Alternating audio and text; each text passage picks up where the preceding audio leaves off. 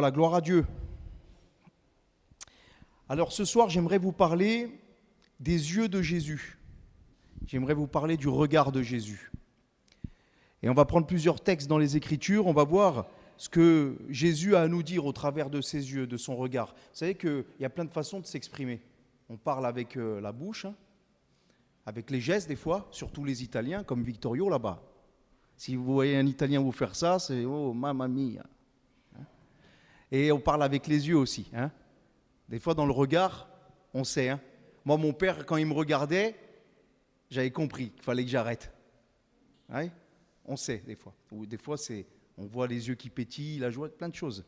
Donc, les yeux, ça nous montre, ça exprime ce qu'il y a aussi dans l'âme, dans le cœur, dans l'être intérieur de quelqu'un. Un regard peut nous apaiser, un regard peut nous attendrir, un regard peut nous faire peur, nous effrayer, un regard peut nous rassurer, nous avertir. Enfin bref, vous avez compris, on peut parler avec ses yeux.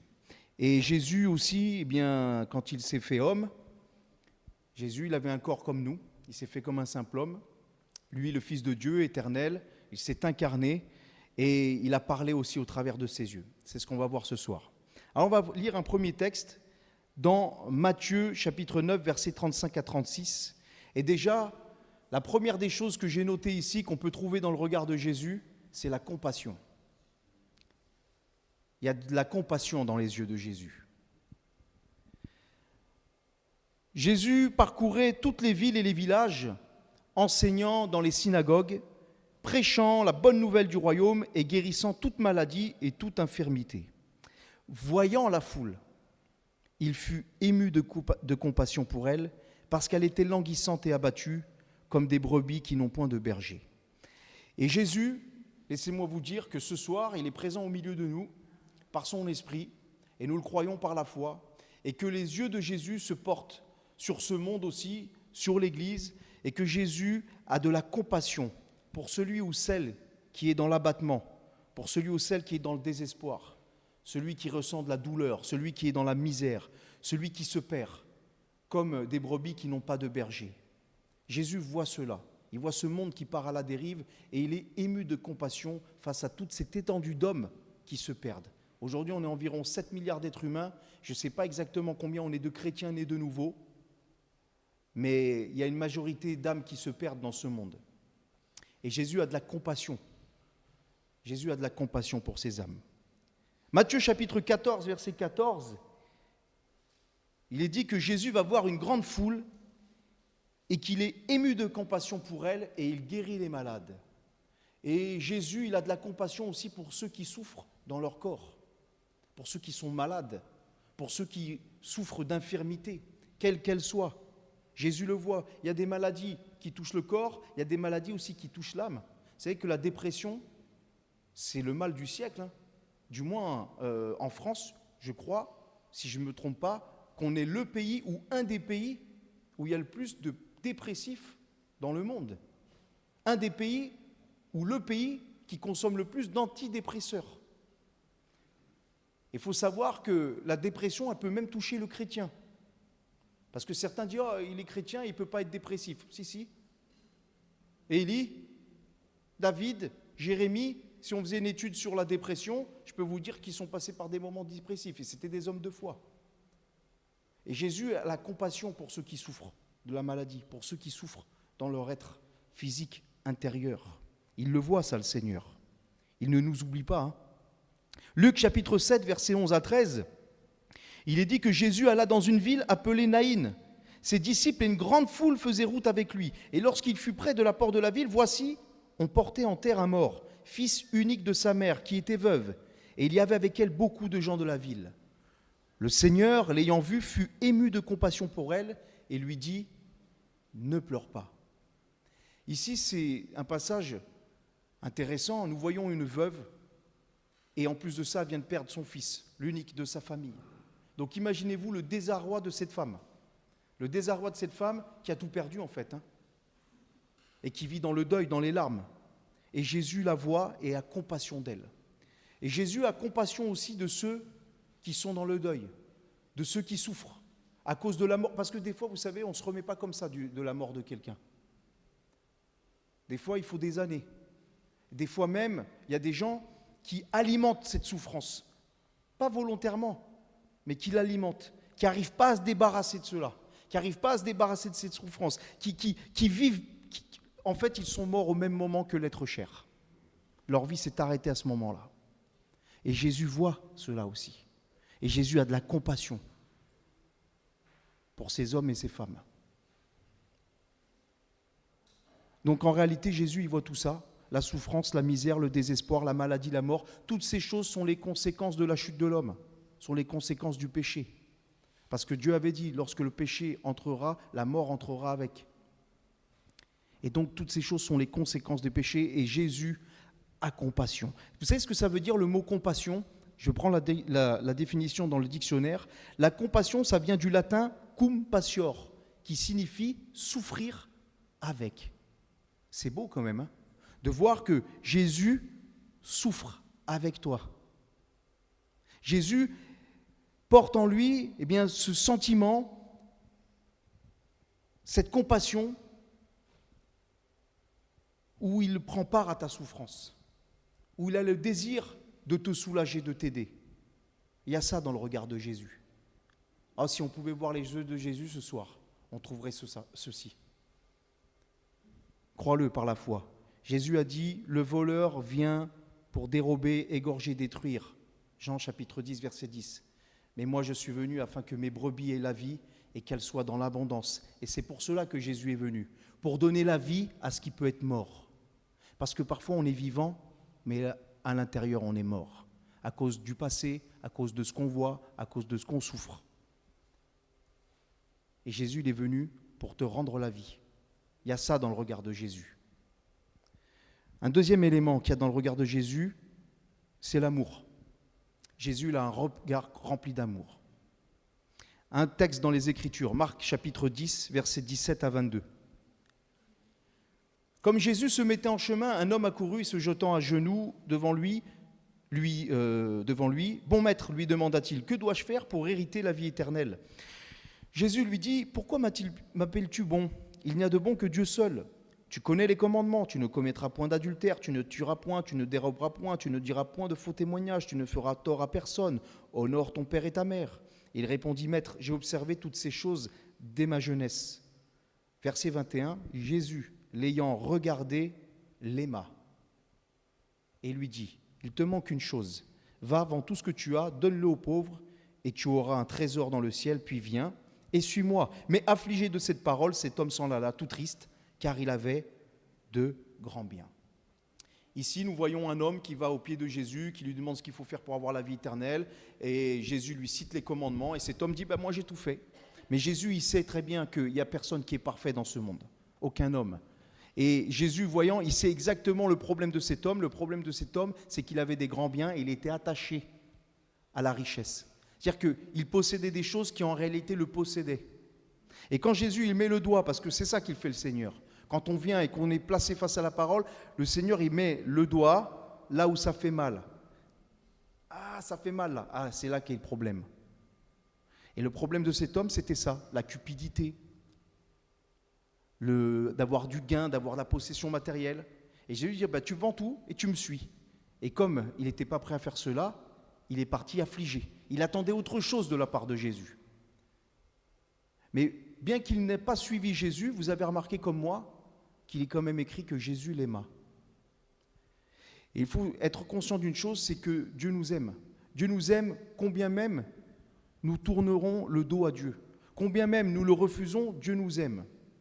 Il est écrit dans 1 Jean chapitre 4, versets 9 à 10, « L'amour de Dieu a été manifesté envers nous en ce que Dieu a envoyé son Fils unique dans le monde, afin que nous vivions par lui. Et cet amour consiste, non point en ce que nous avons aimé Dieu, mais en ce qu'il nous a aimé, envoyé son Fils comme victime expiatoire pour nos péchés. » Ça veut dire qu'avant même qu'on aime Dieu, qu'on connaisse Dieu, qu'on se tourne vers Dieu, Dieu nous aimait déjà puisqu'il a envoyé son Fils, un moyen de salut.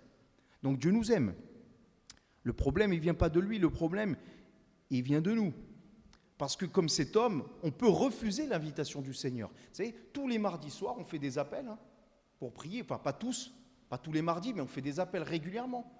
La parole de Dieu, c'est un appel déjà dans nos cœurs. Il n'y a pas besoin tous les mardis soirs de tout le monde se lève, qu'on prie, qu'on impose. C'est pas la parole, elle nous interpelle. Dieu, il t'appelle déjà dans ton cœur. Le Saint-Esprit, il t'attire dans ce lieu. Et à chaque fois que tu viens, chaque fois, c'est une invitation. Et à chaque fois que Dieu t'envoie une invitation, tu as le choix de dire oui, tu as le choix de dire non. Mais Dieu t'aime. Et tu peux repartir de ce lieu affligé parce que tu as entendu concernant le péché sur lequel Dieu met l'accent et qu'il faut que tu règles, tu te repentes. Tu peux partir affligé parce que ce n'est pas ce que tu voulais entendre, parfois. Tu voulais entendre une promesse, tu voulais entendre quelque chose, c'était pas ça que tu voulais entendre, tu es affligé. Et imagine-toi, c'est comme si Jésus te regarde partir de loin, mais il est dit Jésus l'aima. Et il part, affligé, tout triste de ce qu'il a entendu. Soyons bien clairs, hein.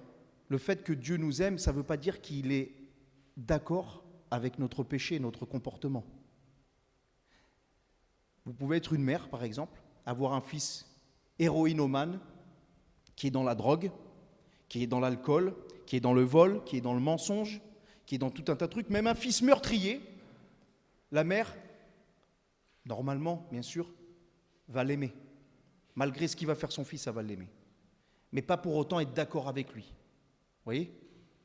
Donc il faut bien comprendre que ce n'est pas parce que Dieu nous aime que ce n'est pas un Dieu sentimental qui nous aime et qui va faire l'impasse sur notre péché. Il est juste, le Seigneur. Il est saint, le Seigneur.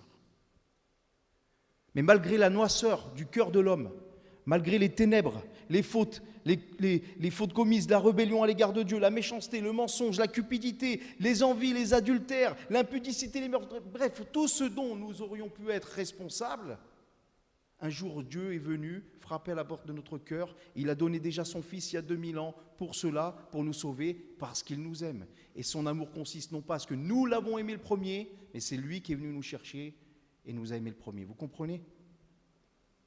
Ne tombons pas dans le piège de croire que Dieu c'est le Père Noël ou que Dieu c'est un Dieu, le Seigneur, je vais négocier avec lui, c'est bon, il m'aime le Seigneur, je sais que tu m'aimes Seigneur, je fais n'importe quoi de ma vie mais je sais que tu m'aimes. Ne crois pas ça, ce n'est pas l'évangile. Retire-toi ce faux raisonnement qui ne vient pas de Dieu, qui vient de l'ennemi. Dieu t'aime, il a donné son Fils, il attend que tu te repentes. D'ailleurs, il y a quelque chose d'autre qu'on peut trouver dans le regard de Jésus. C'est de l'indignation. Indignation, vous savez ce que ça veut dire ? Dictionnaire encore. C'est un sentiment qui s'exprime lorsqu'une personne se sent atteinte dans sa dignité. C'est un sentiment de colère face à quelque chose perçu comme une injustice ou un manquement moral. Et dans les yeux de Jésus, dans le regard de Jésus, il y a de l'indignation. On s'appuie toujours sur des textes bibliques. Marc chapitre 10, versets 13 à 16. On l'amena à Jésus des petits-enfants afin qu'il les touchât, mais les disciples reprirent ceux qui les amenaient. Jésus, voyant cela, fut indigné. Et il leur dit, laissez venir à moi les petits-enfants et ne les empêchez pas, car le royaume de Dieu est pour ceux qui leur ressemblent. Je vous le dis en vérité, quiconque ne recevra pas le royaume de Dieu comme un petit enfant n'y entrera point. Puis il les prit dans ses bras et les bénit en leur imposant les mains. Amen. De l'indignation dans le regard de Jésus face à la dureté du cœur de l'homme et du péché. Vous voyez, l'indignation qu'on peut voir dans le regard de Jésus face à ce qu'on peut être, l'orgueil ou la méchanceté qu'on peut éprouver, doit nous pousser à la repentance.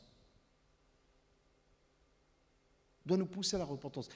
Dans les yeux de Jésus, lorsqu'il voit la méchanceté de l'homme, il y a de l'indignation, c'est-à-dire qu'il y a ce sentiment de « je ne suis pas d'accord avec ce qu'ils font ». Pourquoi est-ce que vous agissez comme ça ? Pourquoi est-ce que vous persévérez dans vos ténèbres ? Pourquoi est-ce que vous persévérez dans votre méchanceté ? Pourquoi est-ce que vous persévérez dans votre péché ? Pourquoi est-ce que vous ne vous tournez pas vers moi ?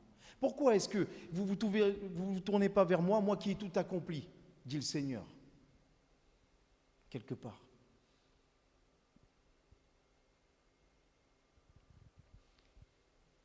Parce que dans le regard de Jésus, il y a de la justice, il y a de la vérité, comme on le disait. C'est ce que je vous disais tout à l'heure. Il faut bien comprendre que l'évangile, c'est un équilibre. Il y a trop de gens aujourd'hui, dans l'évangile, ils veulent juste l'amour. Voilà, Dieu, il m'aime et c'est comme ça. Mais Dieu est juste, Dieu est saint, je l'ai dit. Donc Dieu ne va pas approuver le pécheur. Dieu ne va pas approuver celui qui dit « j'aime Dieu » mais qui continue de vivre dans son dérèglement. Dieu ne l'approuvera pas. Vous savez que dans la Bible, il y a plein de textes où il est dit que Dieu est le péché, que Dieu est le comportement du pécheur. Et haïr, ça veut dire rejeter. Ça veut dire qu'il y en aura qui seront surpris au jour du jugement, croyant arriver en disant juste moi j'aime Jésus, hein, je suis chrétien, j'allais à l'église, je vivais comme je voulais, mais j'aime Jésus. Non, non, non. Ça ne marche pas comme ça, les amis.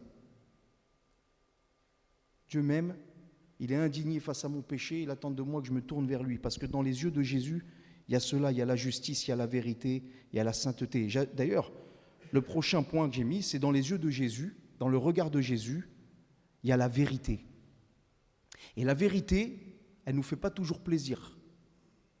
Mais la vérité, par contre, elle nous affranchit. La vérité vous affranchira, disent les Écritures.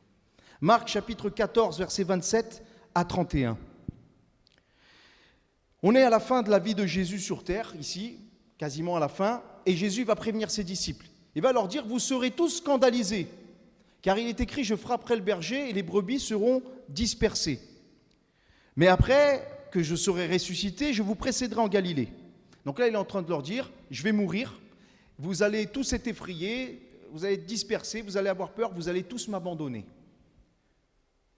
C'est ça qu'il est en train de leur dire. Et là, il y a l'apôtre Pierre, qui lui, il est téméraire.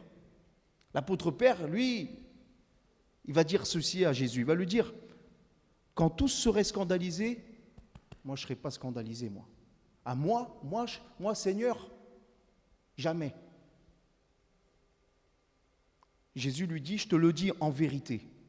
Toi, aujourd'hui, cette nuit même, avant que le coq ne chante 2 fois, tu me renieras 3 fois. Mais Pierre reprit plus fortement, quand il me faudrait mourir avec toi, je ne te renierai pas. Et tous, ils ont dit la même chose. Donc tous, ils fanfaronnaient. Non, mais nous, Seigneur, jamais. Jamais on te trahira, Seigneur. Jamais. Nous, on n'est pas comme ça, nous. Ah oui ? Luc chapitre 22, versets 54 à 62. Après avoir saisi Jésus, ils l'emmenèrent et le conduisirent dans la maison du souverain sacrificateur. Et là, bizarrement, Pierre, il commence à suivre de loin. Ils allumèrent du feu au milieu de la cour et ils s'assirent. Pierre s'assit parmi eux. Une servante qui le vit assis devant le feu fixa sur lui les regards et dit « Cet homme était aussi avec lui. » Mais il le nia, disant « Femme, je ne le connais pas. » Peu après, un autre l'ayant vu dit « Tu étais aussi de ces gens-là. » Et Pierre dit « Homme, je n'en suis pas. » Environ 1 heure plus tard, un autre insistait, disant « Certainement cet homme était aussi avec lui, car il est galiléen. » Pierre répondit « Homme, je ne sais pas ce que tu dis. » Et au même instant, quand il parlait encore, le coq chanta. Le Seigneur, s'étant retourné, regarda Pierre, et Pierre se souvint de la parole que le Seigneur lui avait dite « Avant que le coq ne chante aujourd'hui, tu me renieras 3 fois. » Et étant sorti, il pleura amèrement. Dans les yeux de Jésus, il y a la vérité. Je ne sais pas exactement comment était ce regard, mais j'essaye de me mettre à la place de Pierre. Parce qu'on a tous été un jour ou l'autre à la place de Pierre. On a tous trahi le Seigneur d'une façon ou d'une autre. On a tous dit, Seigneur, moi, je te suivrai. Moi, Seigneur, je ne serai pas comme les autres. Moi, Seigneur, ça ne m'arrivera pas, ça. Moi, je suis mieux qu'un tel, je suis mieux que ceci, cela. Et un jour, on est confronté à la réalité. C'est qu'en fait, on est tous faibles. C'est qu'en fait, on est tous pécheurs. C'est en fait qu'on est tous perdus. C'est en fait qu'on est tous indignes. C'est en fait qu'on a tous besoin de Jésus. C'est ça qu'il faut dire. C'est ça qu'il faut admettre devant le Seigneur. Et lorsqu'on est confronté à la réalité, finalement, on est confronté au regard de Jésus, qui quelque part nous confond et nous dit, je te l'avais dit, hein, il y a la vérité dans le regard de Jésus. Oui, Jésus aime les hommes. Oui, Jésus nous aime à chacun ce soir. Et c'est pour ça qu'il nous parle en vérité dans sa parole. Parce que la vérité, elle vous affranchit, comme je disais. Elle nous affranchit. La vérité, elle nous place face à nous-mêmes. Elle nous montre la sainteté d'un Dieu et la souillure d'un homme. Elle nous montre la justice de Dieu et la condamnation que méritent les hommes. Elle nous montre l'amour de Dieu manifesté dans la croix et elle nous montre le besoin de l'homme de se tourner vers Dieu. qu'il n'y a pas un qui est meilleur que l'autre, qu'il n'y a pas un qui peut gagner sa place pour aller au paradis, qu'il n'y en a pas un de nous qui peut dire ce soir, ah bah attends, lui il mérite l'enfer, mais moi quand même Seigneur, j'ai fait ceci, j'ai fait cela de bon. Tu mérites rien. Tu mérites le même enfer que l'autre. Et ce n'est pas tes bonnes œuvres et tes bonnes intentions qui vont changer la donne. C'est juste le sacrifice de Jésus à la croix et la foi que tu places dans celui-ci et la repentance dont tu fais preuve devant le Seigneur. Vous connaissez cette expression? L'enfer est pavé de bonnes intentions. Vous ne connaissez pas? Et vous la connaissez maintenant. L'enfer est pavé de bonnes intentions. Eh oui, ce n'est pas par les œuvres. Jésus, il dévoile notre péché, il dévoile notre faiblesse, il met la lumière sur ces choses. C'est pour ça que quand on lit la parole, c'est pour ça que quand on entend la parole, des fois ça fait mal. C'est une incision là. C'est une chirurgie que l'Esprit il opère dans notre vie, dans notre cœur. Des fois ça ne fait pas plaisir d'être confronté à qui on est réellement. C'est vrai ou pas? Peut-être pas pour vous, hein. Mais moi, quand je suis confronté à moi-même, je suis confronté à la parole de Dieu, je me dis Seigneur, d'où tu m'as tiré? Mais Seigneur, quel travail encore, quelle patience, quelle miséricorde, quelle compassion. Et même après des années de conversion, même c'est pas parce que je prêche la parole que je suis meilleur qu'un autre. Hein. Je suis rien du tout, moi. Mais des fois, je me dis, mais comment je peux avoir encore ces pensées? Comment je peux avoir encore cette mentalité dans telle ou telle situation? Comment est-ce que je... Seigneur, pardonne-moi. Je le dis tout le temps et je le répète, même le chrétien né nouveau engagé avec le Seigneur, il se repent tous les jours. Tous les jours. Et c'est la Bible qui nous le dit.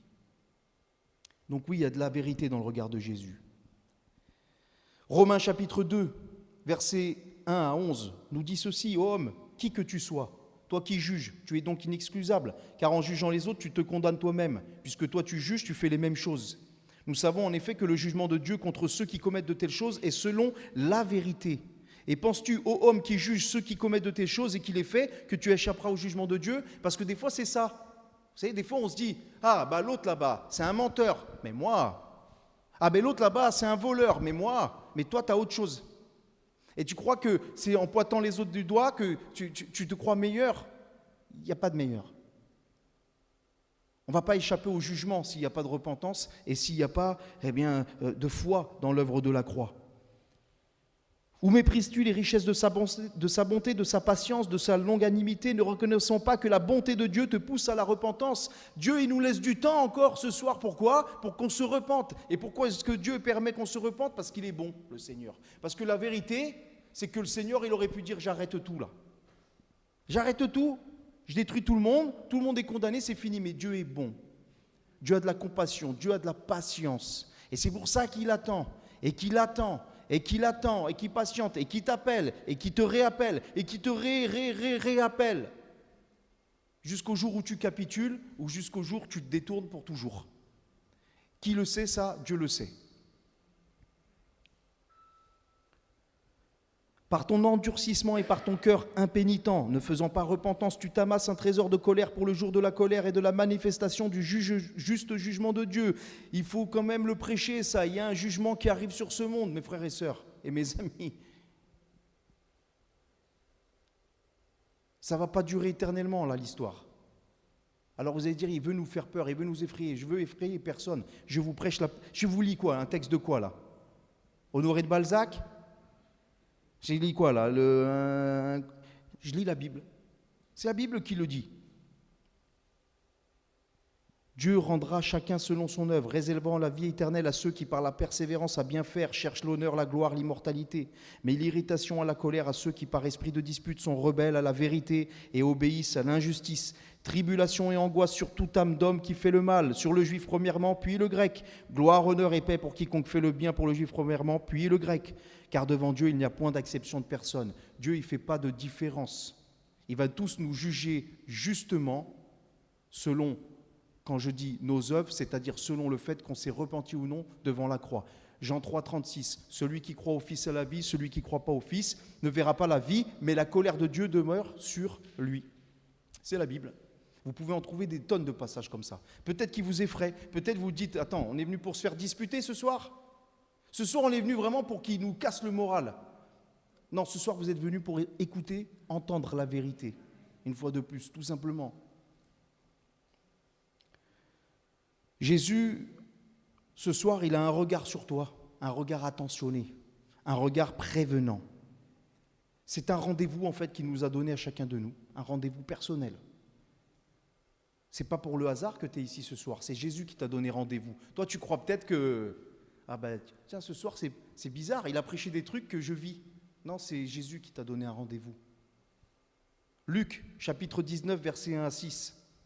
Jésus étant entré à Jéricho, traversait la ville. Et voici un homme riche, appelé Zachée, chef des publicains, cherchait à voir qui était Jésus. Et je crois que ce soir, il y a des personnes qui cherchent à voir qui est Jésus aussi. C'est pour cela que vous êtes venus dans ce lieu et que vous entendez la parole. Mais ne pouvant y parvenir à cause de la foule, il était de petite taille. Des fois aussi, il y a des foules de choses qui peuvent nous empêcher d'arriver à Jésus.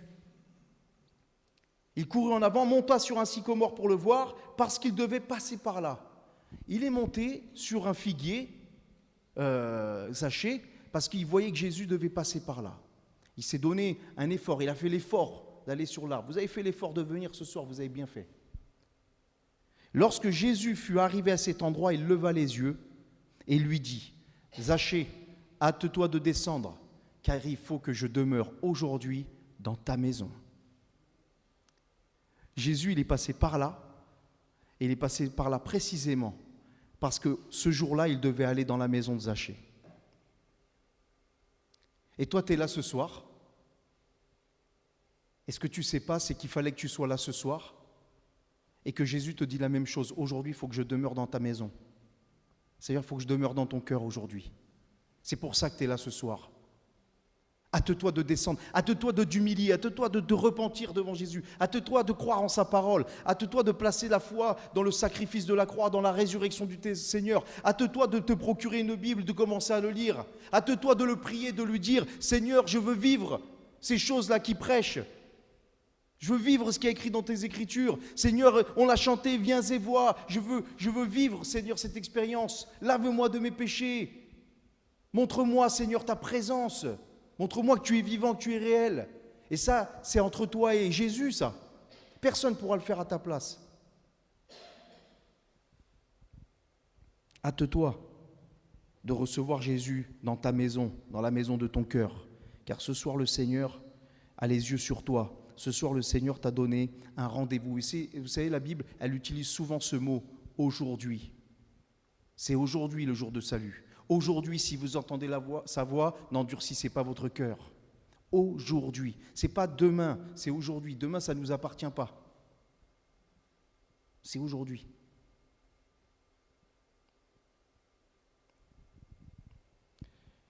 Je conclus.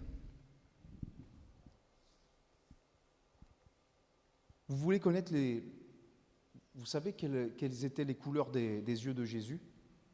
Connaissez la couleur des yeux de Jésus ou pas? Non?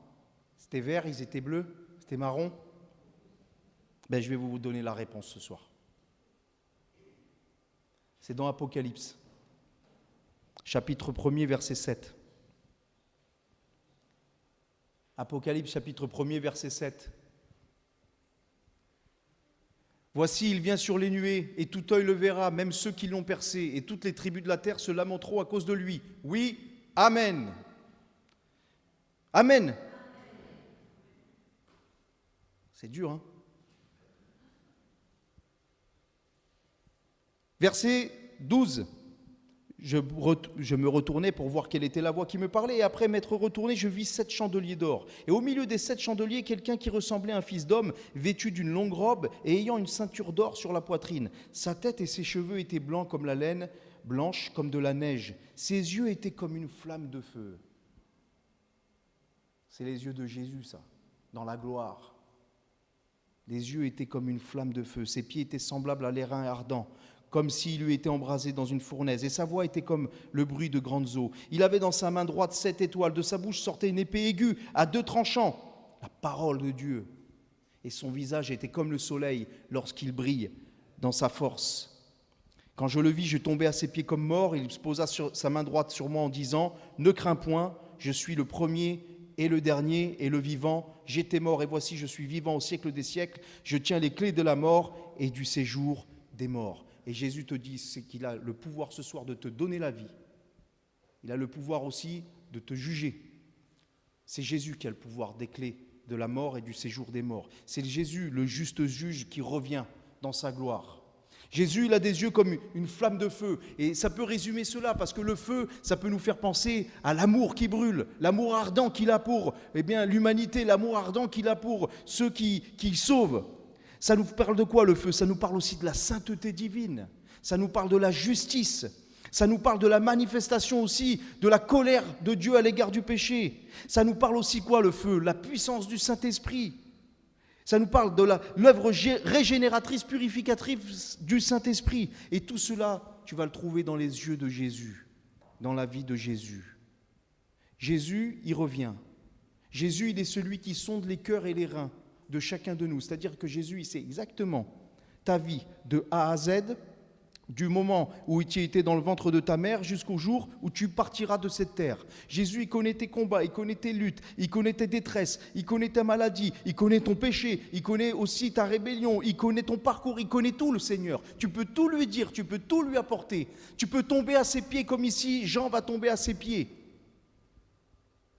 Mais si tu te repens sincèrement devant Jésus, il va te dire cette phrase, ne crains pas. Tu n'as pas à craindre le jugement.